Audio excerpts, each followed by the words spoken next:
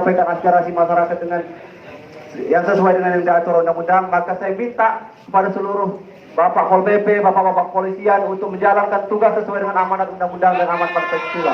Terima kasih pada seluruh kawan-kawan yang ingin menyampaikan orasi.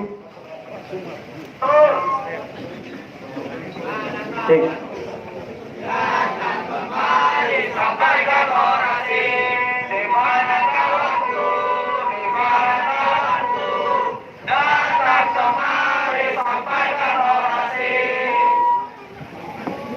Assalamualaikum warahmatullahi wabarakatuh. Assalamualaikum warahmatullahi wabarakatuh. Ya, tampaknya memang semangat kita harus dipantik kawan-kawan semua. Kepalkan tangan kita semua kawan-kawan. Kepalkan tangan kita semua. Sambut selalu hangat kita. Hidup mahasiswa! Hidup mahasiswa!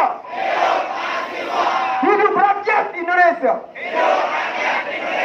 Ya, saya mewakili kawan-kawan semua sama halnya dengan yang disampaikan oleh Bung tadi. Kami semua berterima kasih kepada pihak kepolisian yang hari ini sampai hari ini masih komitmen menjaga setiap aksi dari mahasiswa. Dan ayuk-ayuk saya, abang-abang saya dari Satpol PP hari ini, terima kasih. Dan perlu saya ingatkan pertama bahwa salah satu tuntutan kami ada isinya tentang represivitas dari aparat kepolisian terhadap mahasiswa. Maka harapan kami yang berada di sini hari ini jangan sampai terjadi lagi. Dan kami berharap abang-abang saya dari kepolisian, ayu-ayu saya tetap menjalankan tugas sesuai dengan perintah konstitusi. Itu harapan kami.